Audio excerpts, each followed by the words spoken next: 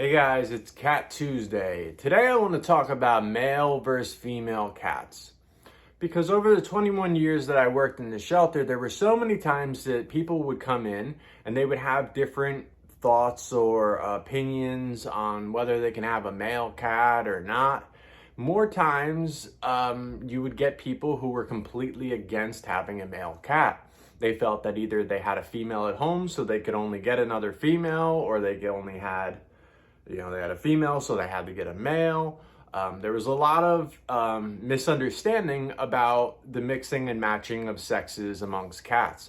And overall, the misconception of males and spraying and things of that nature. So I'm going to talk a little bit about some of those things just in my experience.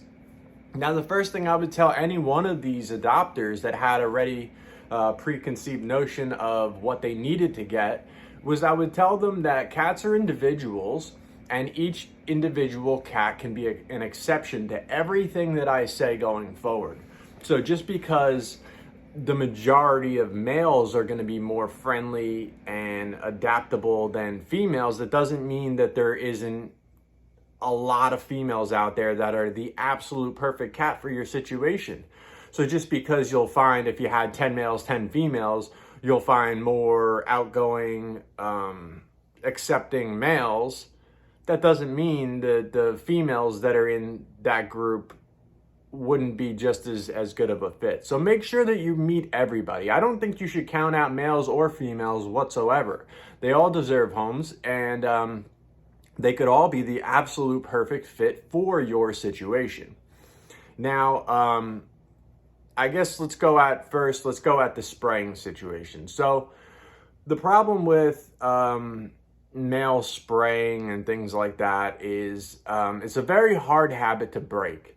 So a lot of times people would have a cat. This mostly happens with unneutered males.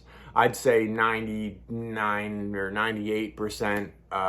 That's not a real stat. I just came up with a number. But the vast majority of spraying and things like that come from an unneutered male or a dominant cat that when he was unneutered developed these habits and carried it forward. And now it's their way of marking their territory, showing the other cats around that they're boss. This also ties in very heavily with if you were to get two dominant cats, which I would not recommend you do. If you got two dominant cats, you're literally inciting a pissing match.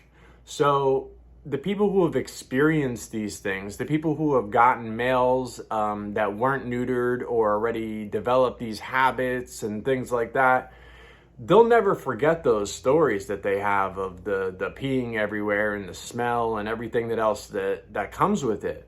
So those stories will travel and they'll tell their sister and their best friend, don't ever get a male cat. Oh my God, I just went through this. But it's not specifically tied to just all males do that.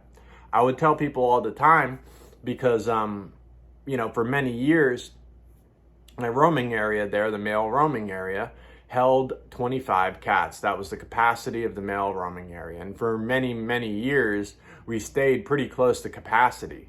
Now there's barely any cats there because they're writing cats off and they're emptying their shelter and opting out of cat care. They can debate that all they want, but the fact is the fact. They're not pushing for. They're not even in danger of cat adoptions in Newark in all summer long. They haven't pulled any fire alarms that oh my God they're overwhelmed with cats, and that happened every single year ever, and then this year not. So, and they're not celebrating it either. So that's the other reason why you know that there's something up, is because it's just not, there would be blimps flown over the shelter if they finally accomplished something that they were never able to. But besides the point, the room is mostly empty, but it was filled with male cats for all those years. And I would tell people that thought that all male cats spray, there's no way I'm dealing with that. I'd love to look at males, but I'm not dealing with that in my life. I'd walk them into my male roaming area and say, how is it? There's 25 males in here. If all males sprayed, there's no way we'd be standing here comfortably right now. So it's a real thing, but not all male cats spray. That's not a real thing. It's a real thing that dominant males, especially unneutered males, will mark their territory through urinating on things, spraying on things. Absolutely. But to say that all males spray is way, way off. I've even seen females spray because, again, it's a dominance thing. So once you get the hormones going and everyone's marking territory, I've seen females do it too. Not nearly as broadly as the males were, but again, a room full of male cats never had that problem.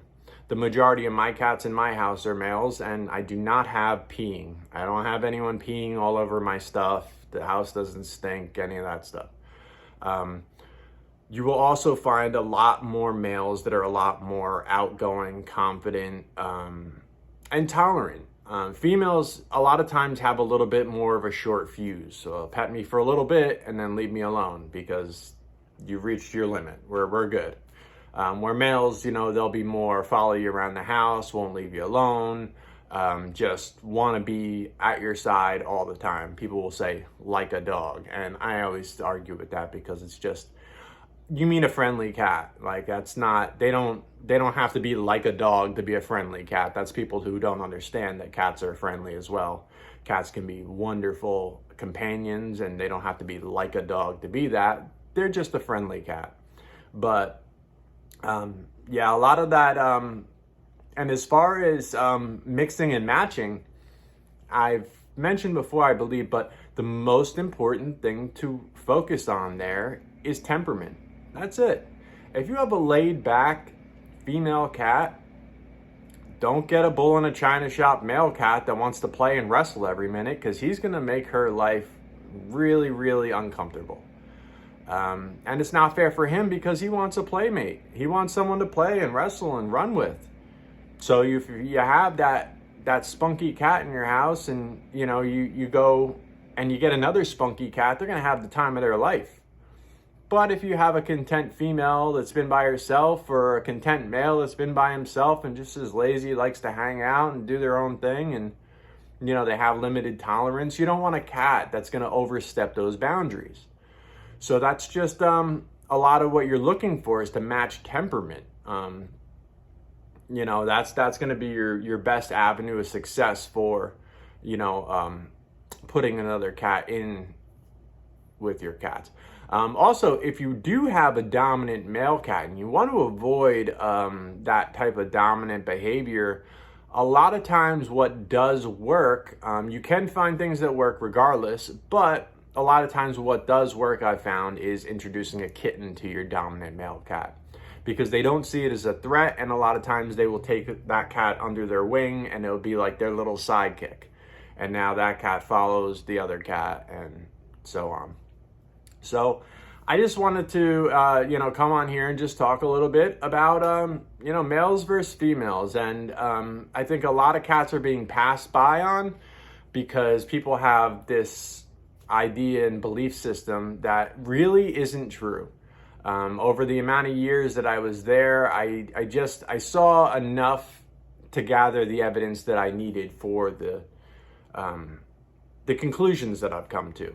And 21 years of working 6 days a week with cats should get you a good idea of what the majority of cats actually function like. Again, there's exceptions to everything because these are individuals. When you group these animals into groups, when you put them into groups and categories, that's when you're failing these animals, because so many cats are getting thrown by the wayside or passed on because they're fitting into these groups and categories that we're putting them in. They're individual animals and they deserve a chance. And, to have all of their quirks understood, because when you understand their quirks, they become an individual. When their quirks are a problem, they become a burden. And that's not why we have animals. So I just wanted to do my best to clear the air a little bit on male versus female cats. You're going to want to get your cats fixed regardless, because the heat cycles in a female, it's going to have their moods all over the place. One day they're friendly, one day they're on edge, super friendly when they're in heat, and then down and up and down, and it's really not a good thing to keep going on in your cat's life. And it can cause a lot of health problems over the years if you leave your female unspayed. And again, if you leave your male unneutered, you're going to have peeing. And that's your fault, not theirs, because once the testosterone builds up and their brain starts telling them, make sure everyone knows you love this place, and they're going to do that, and you're going to be not on the same page of them being happy to be home. So do yourself a favor, do your cat a favor, get them fixed as early as possible. I know in the shelter systems, we would fix kittens at 2 pounds. And I think towards the end, they switched it to 1.5 pounds. So I've heard varying different opinions on things, on whether that's too early, and that there may be some things tied to that it's just too early. It's a shelter system, you have to get them done as early as possible, because you really can't be waiting around an extra month or so, to get kittens out of there. You got to move cats as responsibly fast as possible, not as fast as possible across the board, as some people believe, because it works for their numbers, but responsibly as fast as possible. So when it comes to getting an animal fixed and getting them out of there, that's essential that happens at a good rate. So that's more or less what I'm saying there. But make no mistake about it, if your kitten is 6 months old and not fixed, get on it immediately. It's not even close to too early. It's been time. I don't think you'd be, in any bad shape fixing a cat far earlier than that. So, and I think 6 months, you're starting to really, really, run risks and things like that. So again, 2 pounds in the shelter, and I've seen countless cats, grow up from kittens at that age, being fixed that young, and do fantastic. So I'm certainly not speaking against that, but I have heard some people say that 2 pounds is too small and that they don't have time to develop certain things enough. And again, if there's studies or something that says something along those lines, so be it. But I still would lean towards the earlier side of things. Don't let them get to be a full-size cat before you make those moves. Get that done early.